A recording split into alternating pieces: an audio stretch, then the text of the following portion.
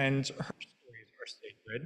And if we don't tell stories from October 7th and afterwards, no one will. It's truly up to us. Afterwards, Adele's going to have some brochures, and they are on the tables in the social hall. And I also have a flyer of all of the different ways that Temple Sinai is commemorating October 7th. You can see the first one says the story of Kibbutz Nirim with Adele Raemer, so that's at the top. But you see all of these things, including at Slichot, we have this incredible Israeli musical group that's coming to speak to play for us and to connect with us. So before Adele comes up, I would like to invite up Sarah Hefez from JNF USA, and it is through her that we have Adele here tonight, and so we are very, very grateful. So if you would please come forward and introduce Adele.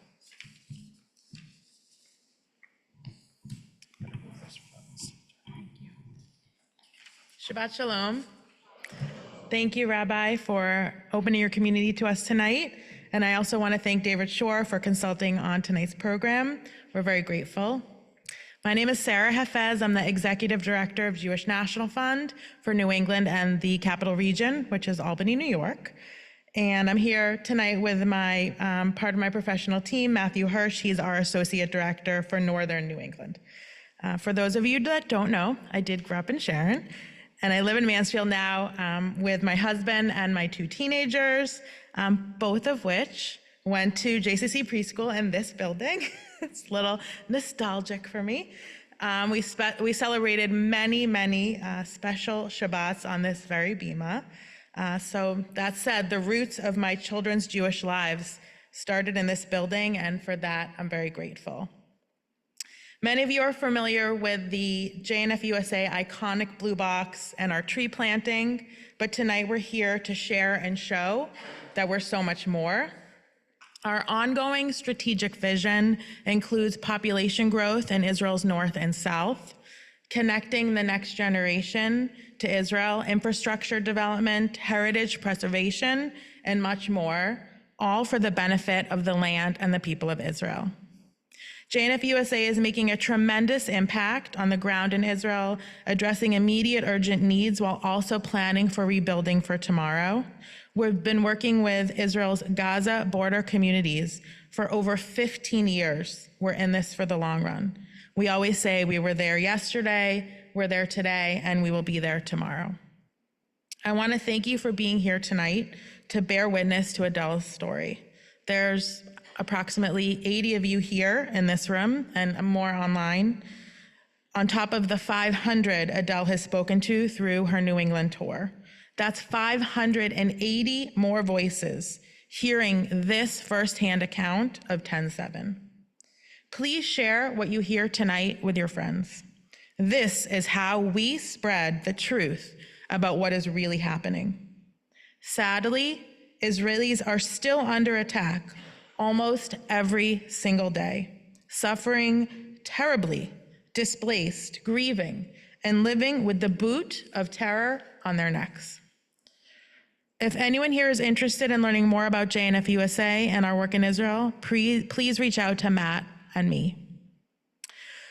For people living in the Gaza envelope, life is 99% heaven and 1% hell.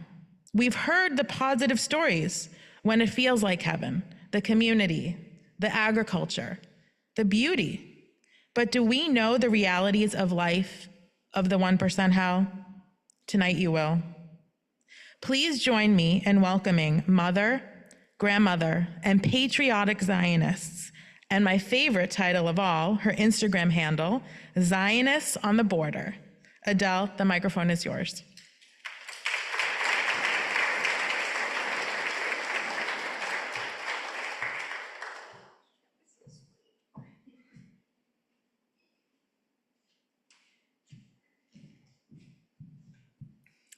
Can I use that? Yes. Standing behind this big block. Is it okay if I take a selfie with everybody? Yeah. Are they okay? Okay. Okay. The Shabbat service is over, so selfies are allowed. Selfie from the bima.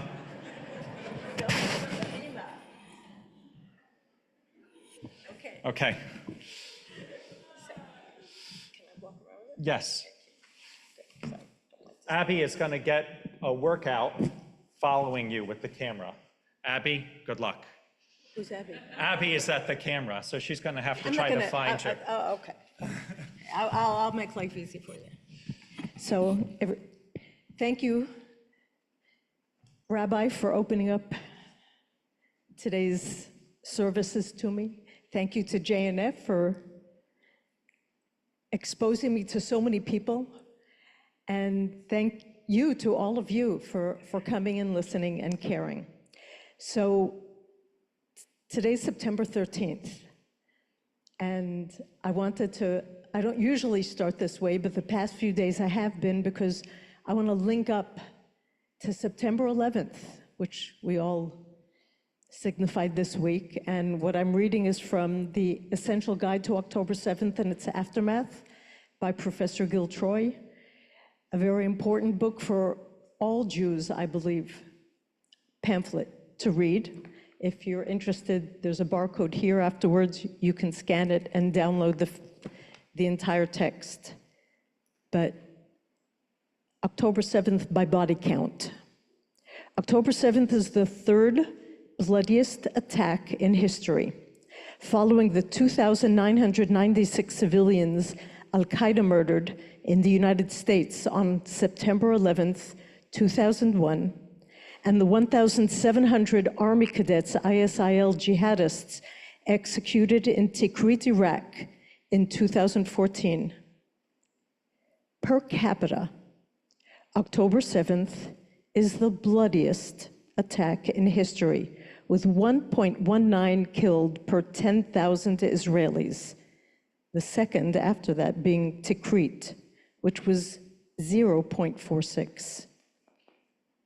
In other words, the American equivalent would be losing 40,000 victims, which equals 13 9/11s.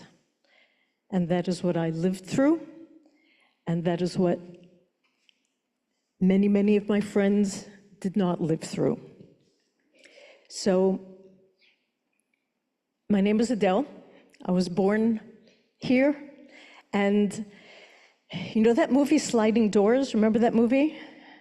The door slides that way, you go into one way or to the other way of life. So if the doors had slid differently, I could have been sitting there where you are, and you could have been in my shoes. So keep that in mind, please, while I'm talking about October 13th in our lives, in our 99% heaven. I call it 95%. Who's counting? Because life where I live really was mostly heaven. Beautiful place to live, zero crime rate, no pollution. It's where I raised my children, and where I'm waiting to go back to. And if you had told me that one of my 4 kids was gonna come live on Kibbutz Nirim and raise her family there, I would have said, okay, but definitely not Lilach. Because Lilach, my second daughter, from childhood was scared of infiltration. There was one Passover Seder where her grandfather was walking around with a gun because there was a high alert. And from that day, she was about 9 years old, from that day, she was sure that terrorists were gonna pop up in the middle of the kibbutz under her bedroom door and steal her away. And we always told her, it's okay. You don't have to worry about it. We're a mile away from the border. And there's a fence around the border, and there's a fence around the kibbutz, and there's the army. And there's people in the kibbutz with guns. So you're safe.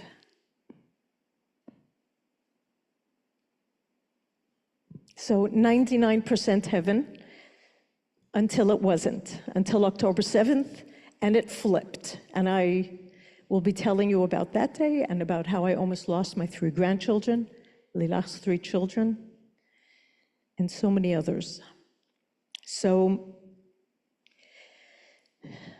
As I said, Kibbutz Nirim is 1 mile away from the border, and that means that when there's an incoming rocket alert, we are so close that we have between 0 to 10 seconds, 0 to 10, from the second you hear that alarm to the second you hear the explosion. That's how long you have to get to someplace safe. October 6th was our kibbutz's 77th anniversary. My kibbutz, Kibbutz Nirim, mostly agricultural kibbutz, was founded in 1946. It was founded Motzei Yom Kippur, one of the 11 Nekudot, if any of you know Israeli history. If you don't, look it up afterwards. 11 points that David Ben-Gurion sent 11 different communities out into the desert, the Negev desert, so that there would be a Jewish presence in the desert. So we were celebrating on October 6th, our 77th anniversary. And it was a wonderful celebration. There were bouncy castles and live music and food and lots of visitors, many of whom slept over, including one of my children who does not live there. And before I went to bed on October 6th, I told my son Adam, who was sleeping in my safe room, which is also my guest room, if you don't see me in the morning, don't worry. I'm gonna take my camera, get into the car before sunrise and go take a picture of wild squills that flower around Rosh Hashanah, similar to a picture that my friend had taken, and I wanted that picture. Luckily, October 7th, I was too tired to wake up at 5:30 in the morning, because if I had not been too tired, I would not be standing in this beautiful synagogue with you all tonight. 6:29 in the morning, we started hearing the red alerts. 69 years old, but I run real fast. Jumped up from my bed, ran into the safe room, and the barrage was so heavy that I was scared to stand up and close the iron sleeve on the window in a safe room. Every house within 7 kilometers of the border has to have a safe room. A safe room is reinforced concrete walls and ceiling, a special iron sleeve in the window that you pull closed when there's times of threat, rocket fire, so that shrapnel doesn't come into the house through the window and endanger whoever's there, and a special door that you pull closed and click. When you click it, there are iron prongs that go into both sides of the frame, and that prevents the door from being blown open in case the house is impacted elsewhere with a rocket. So as I said, I ran into the safe room, slammed the door closed behind me, and sat on the floor because the barrage was so heavy. After a while, we started getting messages on our internal messaging system on our phones. There was nothing coming over through the news. On the TV, there was a children's program. It took a while for the TV to catch up with reality on the border. And we got a message saying, Israel has been invaded. Go outside your safe room, lock your doors and your windows, then go back inside and lock your safe room. The only problem with that is that the safe room door does not lock. Safe rooms were built to keep us safe from rockets, not from infiltration. The IDF weren't as smart as my daughter. And people in Nirim didn't know this. I'm writing in the WhatsApp group, but the door doesn't lock. They said, oh yeah, you just pull it like this and you click, and then I said, no. It wasn't until then, when we knew that there were terrorists invading, that people understood how vulnerable we all are. And then we got a message, the worst message you want to get in that situation. Our head of security wrote us saying, it's going to take the IDF a while to get to you. Each family is on their own. There were some people that went out into the kitchen, grabbed knives. I didn't see much point. What's a knife against an an M16? And we're waiting, and I start seeing messages. We're 430 people in Kibbutz Nirim. I know everybody. I know where everybody lives. And I start seeing messages coming from people I know saying, we're hearing shooting outside. Messages saying, we hear Arabic outside our windows. Messages saying they're breaking into our houses, they're starting to burn our houses. Where is the army? Where are the police? Where are the people that are supposed to be coming to save us? Crickets. And I'm following the progression of the terrorists virtually through these messages as they're getting closer and closer to my son-in-law, who I know is with my 3 grandchildren. I have 3 grandchildren who live there, Ziv, Raz, and Yuval, age 2, 6, and 8, the lights of my life.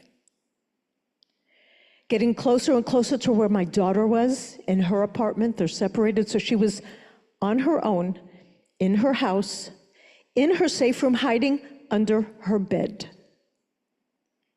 And they're getting closer and closer to where I am with my son.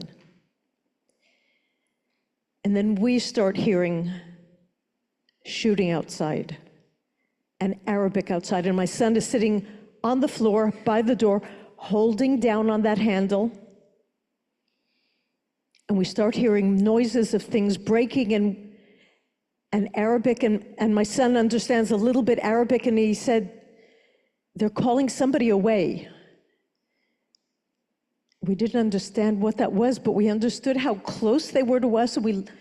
I looked at him, he looked at me. We told each other that we loved each other and basically said goodbye.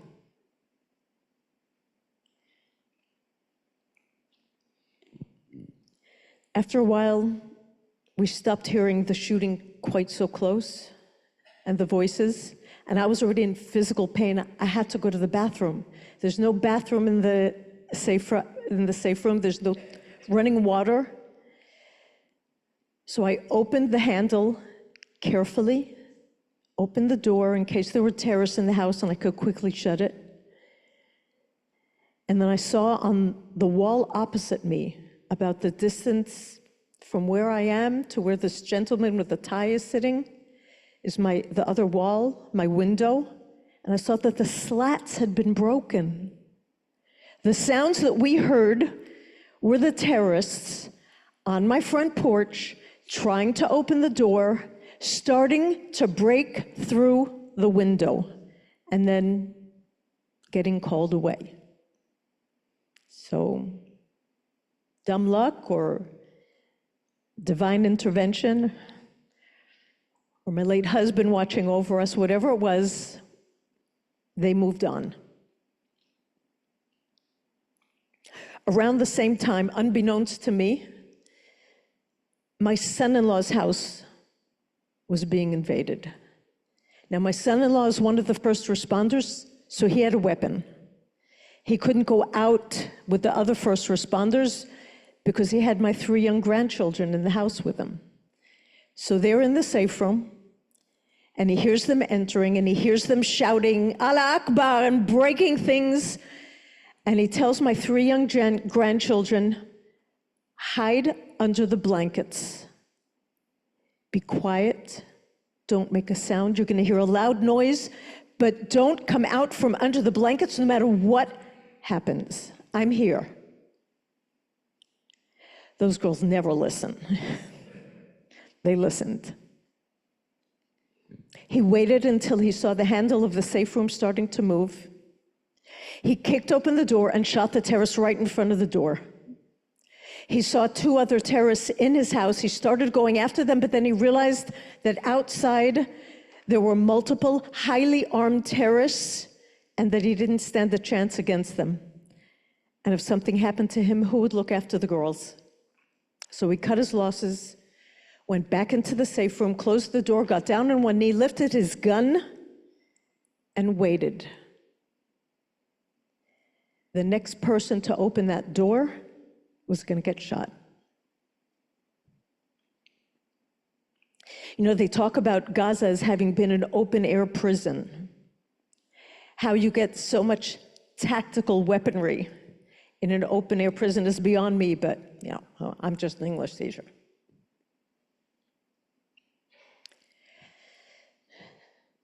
Judy,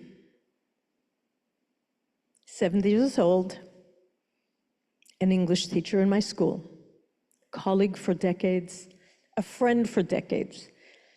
She didn't drive a car, so we used to go into Beersheba together to get our every other year mammograph together. She was our support. She used to edit my Times of Israel blogs. I'd write it on a Google Doc, share it with her, send her a message, Judy, you free? Can you have a look at this?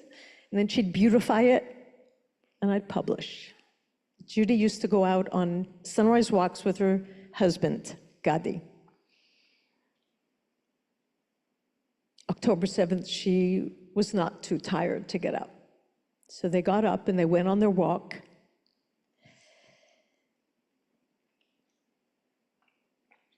At about 6:45,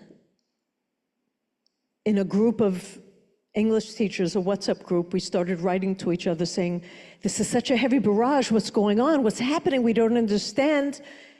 Judy didn't write, she sent a picture.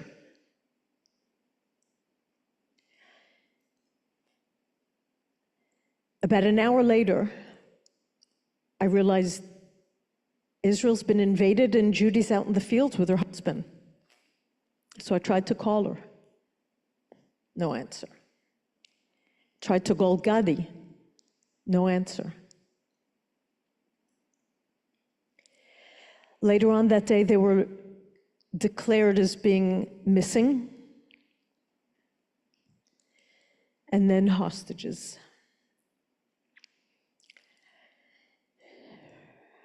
When I heard that they had been taken hostage, and I got my dog tag, I engraved their names on the back of my dog tag so that when they come back, when they come home, I could give it back to them. They're not coming home. They were both slaughtered that day. Judy tried calling emergency services, and she spoke to them, and from this phone call, we learned that Gadi had been wounded in a way that there's no way he could have survived it, but she was shot in the face and the hand, somewhere in the back here. I was thinking, even though the army told us that they had been murdered, I was thinking maybe it was a mistake. Nobody had seen them. They were taken from outside the kibbutz. They weren't with the other members of Kibbutz Niroz. She was from Kibbutz Niroz. They weren't with the other members who had been taken hostage, and nobody had seen them. Maybe it was a mistake.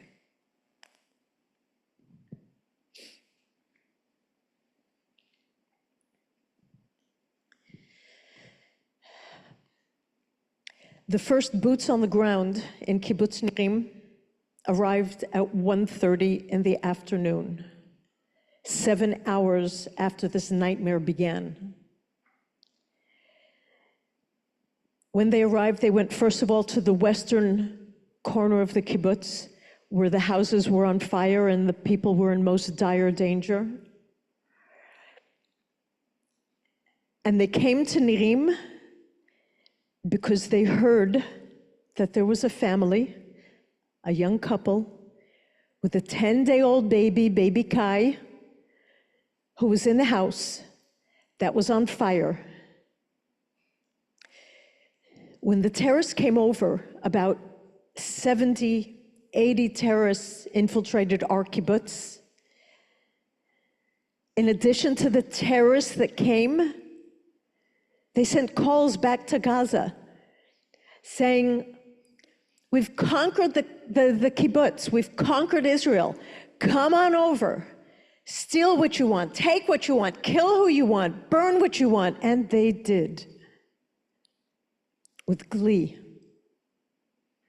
They came into our communities, they burnt houses, they took spare tires from cars, put them in the middle of somebody's living room, put rags there, and set the place on fire.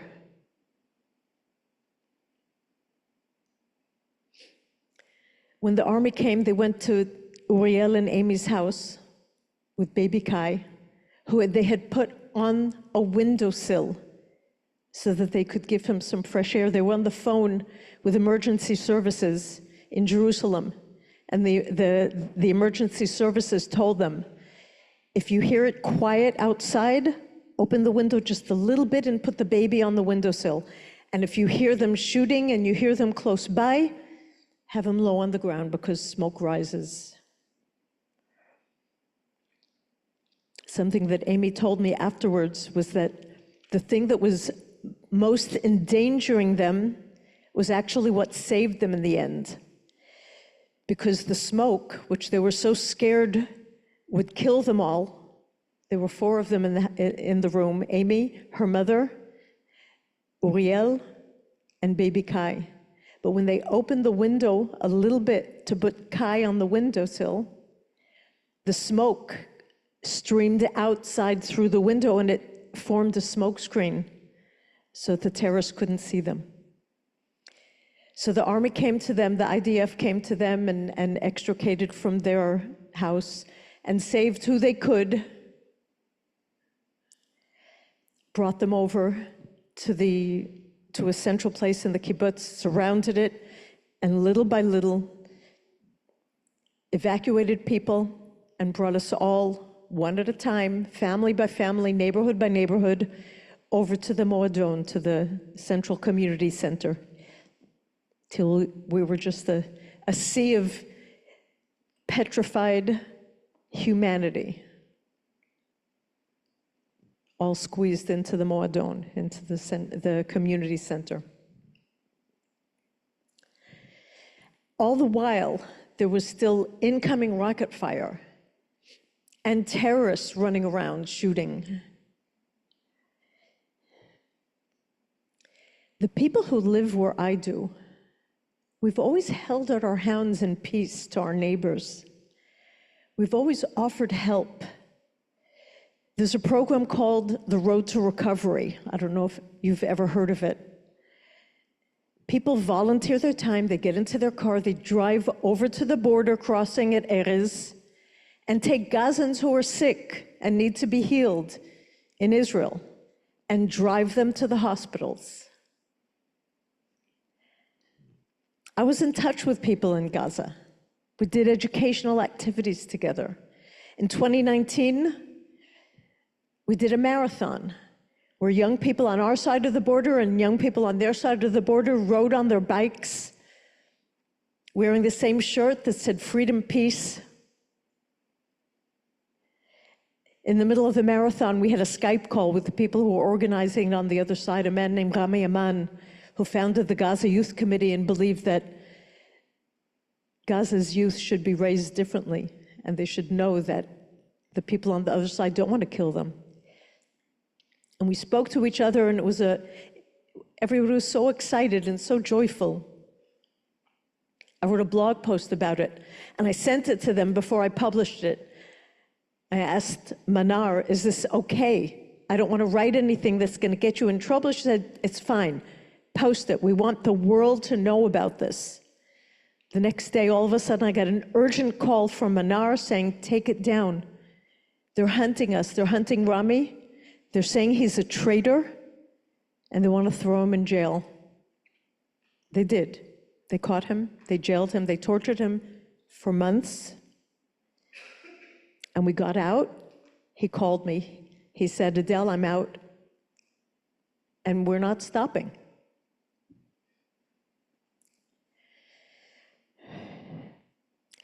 Nirim has a song. If you Google it, you can Google Nirim's Song for Peace. It was written in the 1950s. And the song says, you'll see one day this is going to be a peaceful border. We're going to take our guard tower and bring it over to the sea, and it'll be a lifeguard tower. and we'll go to Khan Yunis and watch movies in spoken Arabic. We'll sit around the campfire with Ahmad and Ibrahim and complain about the women and the price of tea. It was our anthem. And we'd sing it every year, Yom Ha'atzmaut, on Independence Day. We didn't sing it this year. We can't sing it this year.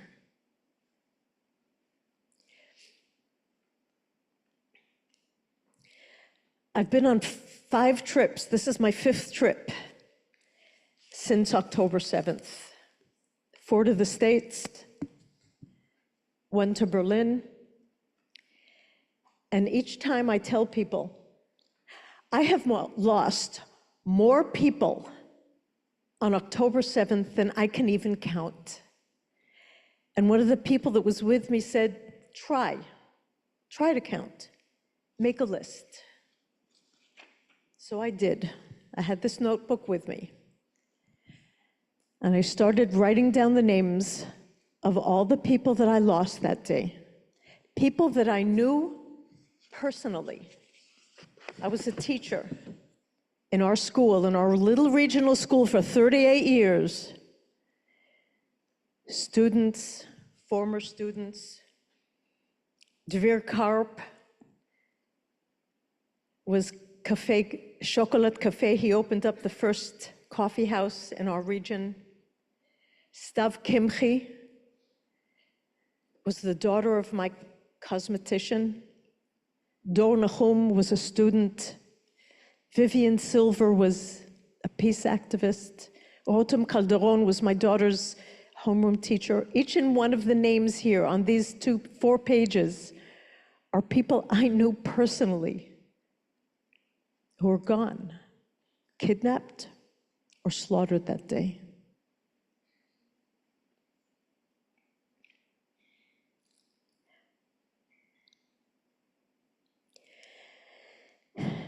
October 7th, we spent the night, the worst night of my life, in the Moadon, trying to sleep. I put 2 plastic chairs together, covered myself with a tablecloth. When I left my house, when I evacuated my house, I didn't think we'd be in the air conditioning. It would be cold. I was just wearing a thin summer dress. The next morning, we got up and we're waiting and waiting. Finally, at 1:30, we were told, go quickly to your houses. We think we've caught all the terrorists in the kibbutz, so go quickly.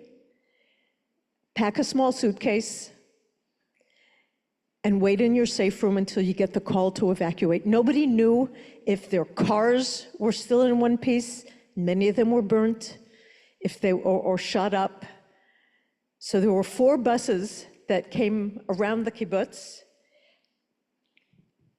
in 4 different neighborhoods, and everybody who was not going by car was supposed to get on the bus, but we didn't know who was going to be coming by car and who was going to be coming by bus. So it took 40 minutes from the time that I got into the bus until we actually moved. If there had been an incoming rocket during those 40 minutes, how much time do I have? 0 to 10. There's no way we would have gotten out of the bus in time. It was petrifying. Finally, we left. We drove from Nirim through an active war zone, rockets still coming in, charred bodies on the side of the road, burning cars, and we drove. When I got on the bus, I sat next to the window.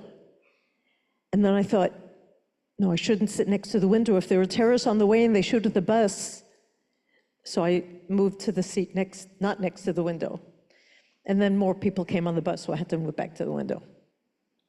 It was scary. We got to Eilat, where we were warmly welcomed. The people in Eilat, the people in the hotel, couldn't do enough for us. I got there and there was a hall larger than this, that was full of clothing and books and toothpaste and toys, anything that the people of Eilat thought that maybe we would need, because they knew that we'd evacuated, some of us with the shirts on our backs. My daughter was too scared to go back to her house to pack a little bag, as were many. We were there for 3.5 months. Great hotel, King Solomon, wonderful food, highly recommended, I'm not joking. But a hotel isn't a place where you can really stay with families with small children and keep your sanity for an extended period of time. And families had started to leave, and we realized we have to do something. We have to get ourselves someplace where families are going to be able to have their own space, because kibbutz is so much more than just the fields and the dining room, and kibbutz is community. And community is resilience. And we knew that we had to preserve community, because otherwise when we'd be able to go back home finally, we wouldn't have community to return with. So we got apartments in Beersheba and moved there.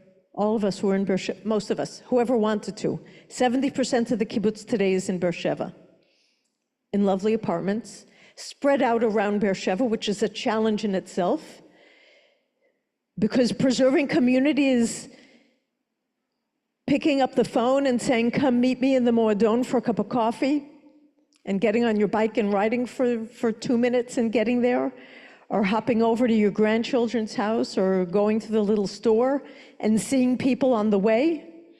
In order to see people in Beersheba, we have to plan. We have to make it happen. So I'm here now. My visits before this, for the most part, were for raising awareness. And our community has always been self-sufficient. We've never had to step out and ask for help. If we wanted to renew our swimming pool and we didn't have the money, we waited a year or two, saved up the money and got it. Today we have to ask for help. We have to ask for people to partner with us so that we can move back home, and as quickly as possible, because the longer it takes, the more people we're going to lose from our community. So I want to thank you all for coming and listening. Kai. I didn't tell you about Kai. So Kai, the baby on the windowsill, was rescued. His parents were taken out through the window, and his grandmother.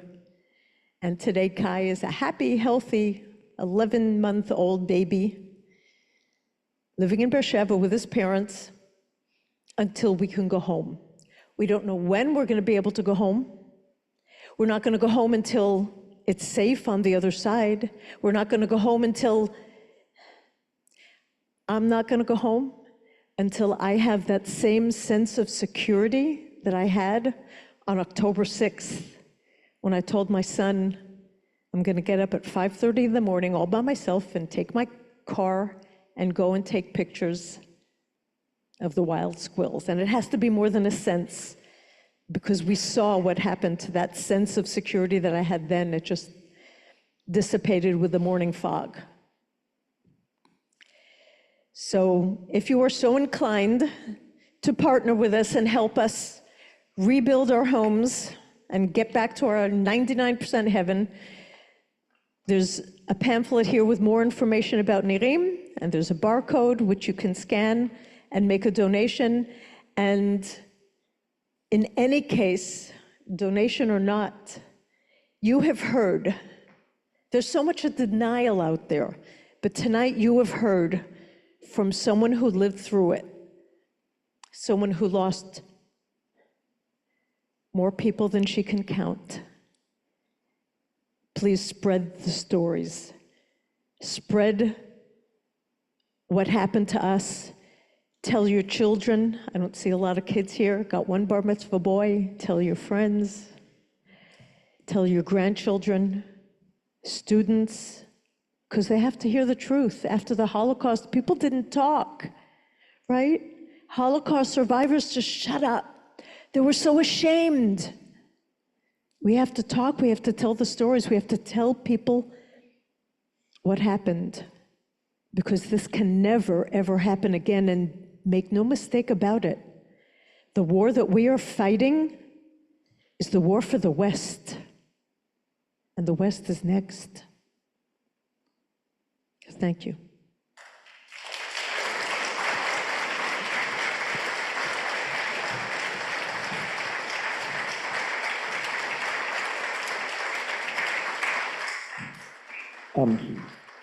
Adele, thank you very much and I can only imagine how exhausting it is to tell your story again and again and again, and also that you feel a sense of mission, that you are doing something about it, and so that also gives you strength. So thank you very much for being here and making us all witnesses through you.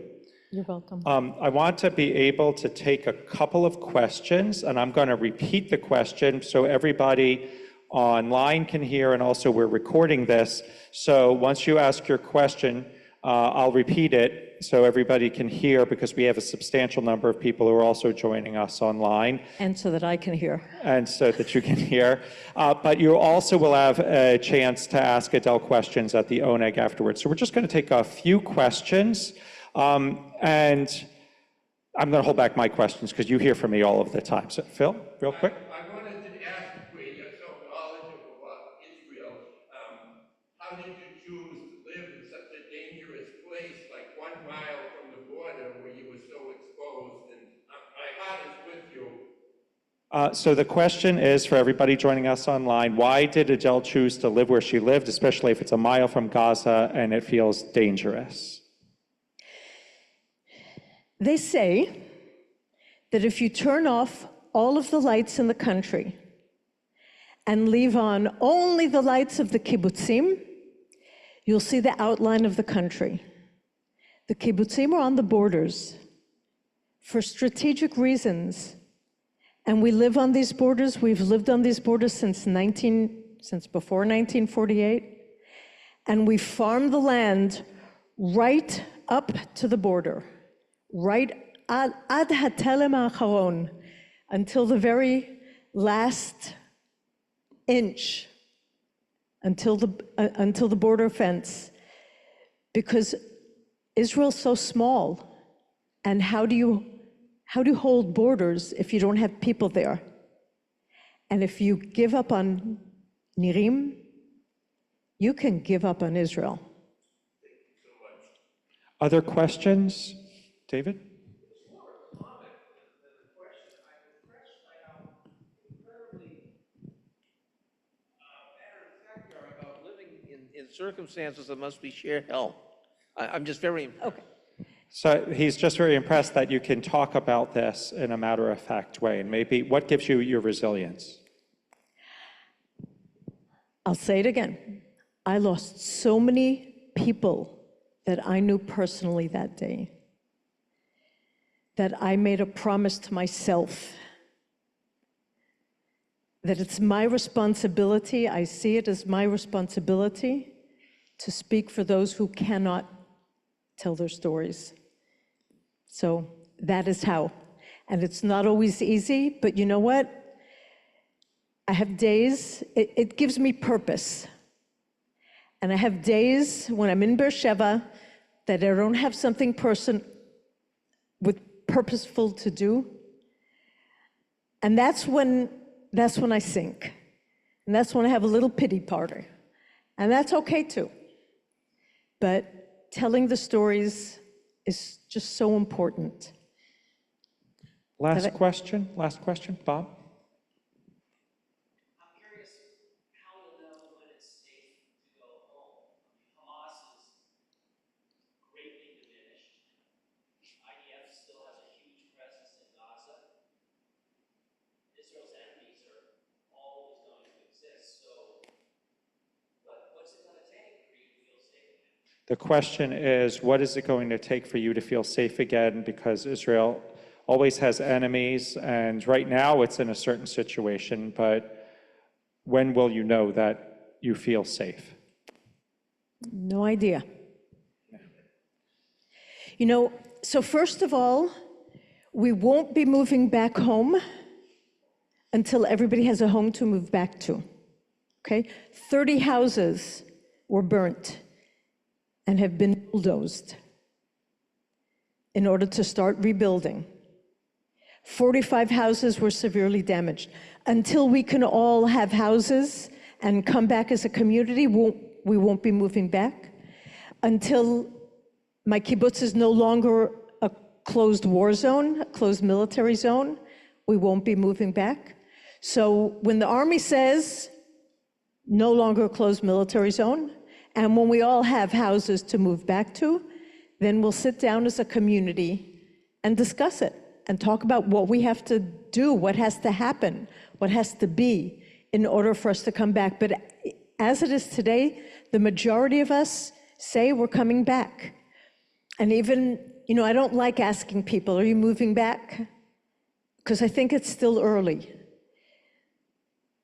But I was having trouble with one of my light bulbs, and, you know, still kibbutz. I wrote in the kibbutz WhatsApp group, I'm having trouble with one of my light bulbs, can somebody come help? And somebody came over, and he's on the table and putting it together, and he brought it up. And I said, he's only been in Nirim for a year, and he has a young child. I said, are you coming back? He said, we're gonna at least try, because we'll never forgive ourselves if we don't. So it's not a question that I can answer easily. And, you know, get back to me in a half a year. I want to be, but I'm sorry, we're going to have to then now wait for all other questions for the ONEG, and you'll ask. I want to bring up several things. First is that you can follow, Adele has a tremendous online presence, and I follow Adele on Life on the Border group on Facebook, and I've been following her for years, so long before October 7th, because she's really been a translator of, what's that? A following? Is that what that was? I got it. I caught it. Took me a moment, though. But truly, you can keep up with what's happening with the region on Facebook with the Life on the Border Facebook group. Secondly, if you want to be involved in a local effort, the ADL has committees called Kulanu committees. Kulanu means it takes all of us. And we have a Kulanu committee here at Temple Sinai. So if you want to get involved in pushing back and standing up against anti-Israel rhetoric and hatred of Jews and anti-Semitism on a local level, you can see, I'm like looking across, you can see Xander, you can see Marty and Rosette, you can see Bob Sofer, you can see, there's a number of us, I'm sorry if I'm missing somebody, and you can join our committee. Remember the brochures, please, don't forget them. And also don't forget our flyers of all that we're doing to commemorate October 7th. They're also out there, and put these events on your calendar. And and then we're gonna go out and let Zach lead us in Kiddush for his bar mitzvah, because he's been waiting patiently to lead us. So just two more things. 343 days, our hostages are still in the bowels of Gaza. And that's going to be another thing, we have to get them home. They're dead or alive, including the bodies of my friend Judy and Gadi, who you heard about. And they have to come home. These are innocent people. You know, it's bad enough when it's Gilad Shalit, a soldier who's captured in the line of duty.